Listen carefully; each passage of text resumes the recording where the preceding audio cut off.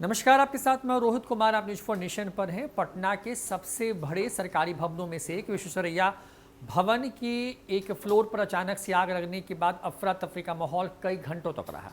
सुबह 7:30 बजे आग लगने की सूचना आई, जिसके बाद दोपहर करीब करीब 1:30 बजे तक जो है आग पर पूरी तरीके से काबू नहीं पाया जा सका था। वहाँ पर जो फायर सर्विसेज के अधिकारी हैं वो और जिला प्रशासन के अधिकारी आपस में भिड़ते नजर आए। इन तमाम चीज़ों के बीच में खबर ये है कि इसी सरकारी भवन की 7वीं मंजिल पर नवनिर्मित किए गए एक कार्यालय का आज मुख्यमंत्री के हाथों से उद्घाटन होना था, लेकिन उद्घाटन से ठीक पहले जानकारी के मुताबिक उस इमारत में आग लग गई। ऐसे में कई तरह के सवाल खड़े हो रहे हैं। बिहार में लगातार सरकारी भवनों को अपग्रेड किया जा रहा है, लेकिन वहां पर आग से निपटने के इंतजाम किस तरीके के हैं, इसका आज जीता जागता जो उदाहरण है वो देखने को मिला, जहां पर घंटों की मशक्कत के बाद भी आग पर काबू नहीं पाया जा सका। बिहार की राजधानी पटना स्थित विश्वेश्वरैया भवन में बुधवार सुबह भीषण आग लग गई। आग की भयावहता को इसी से समझा जा सकता है कि इस पर काबू पाने के लिए एनडीआरएफ की टीम को लगाना पड़ा। फायर ब्रिगेड की टीम लगातार प्रयासों के बावजूद आग को नियंत्रित नहीं कर पाई। इसके बाद एयरपोर्ट से खास फायर इंजन मंगवाया गया। इस बीच एक बड़ी सूचना सामने आई कि विश्वेश्वरैया भवन में हाल ही में 7वें फ्लोर का निर्माण किया गया है।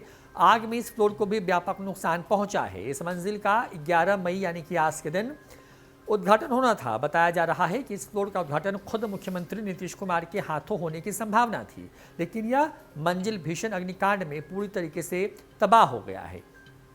विश्वेश्वरैया भवन में आग लगने से कई महत्वपूर्ण दस्तावेजों को भी जो है वो नुकसान उठाना पड़ा है। भवन से रह रहकर आग की लपटें जो हैं वो निकलती रह रही हैं। ऐसे में आग पर काबू पाने में जुटी टीमों को काफ़ी मशक्कत करनी पड़ रही है।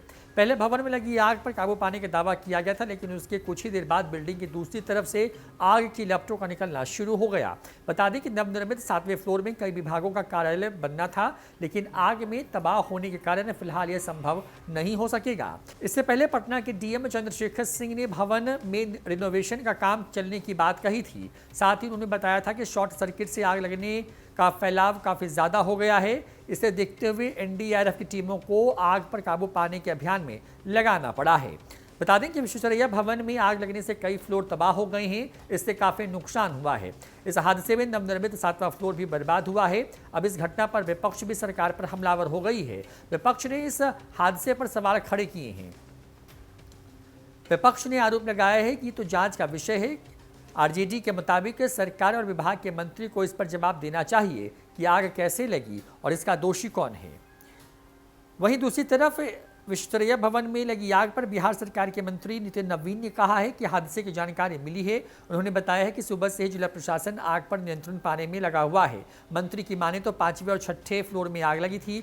उन्होंने साथ ही यह भी बताया कि आग लगने के कारणों की जानकारी अभी मिली है। विपक्ष द्वारा आग की घटनाओं पर सवाल उठाए जाने पर मंत्री नितिन नवीन ने कहा है कि जिस संस्कृति और जिस सोच के साथ प्रतिपक्ष ने काम किया है वह वैसा ही सोचेंगे। तो खबर यह है कि तमाम तरह के उपाय किए जाते हैं भवनों को मेंटेन रखने के लिए।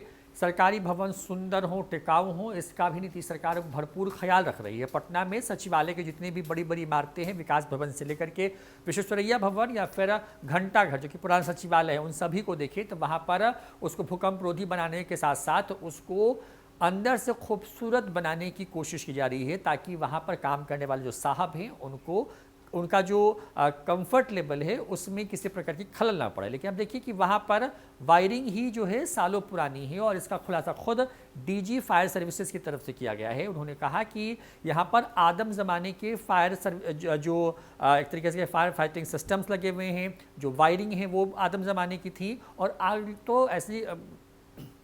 आग तो लगना जो है वो ऐसी लापरवाहियों में बेहद आम है। जाहिर तौर पर तमाम तरह के उपाय किए जा रहे हैं, लेकिन जिस पर सबसे ज़्यादा ध्यान देने की ज़रूरत है उस पर ध्यान नहीं दिया गया। 7वें फ्लोर पर जो एक नई संरचना तैयार की गई थी, जहां पे कई विभागों के दफ्तर बनने थे, वहां पर भी आग से भारी नुकसान हुआ है। खबर के मुताबिक मुख्यमंत्री के हाथों आज ही उसका जो है उद्घाटन होना था, लेकिन आग लगने की वजह से इस पूरे कार्यक्रम को फिलहाल स्थगित कर दिया गया है। इस वीडियो में इतना ही। नमस्कार।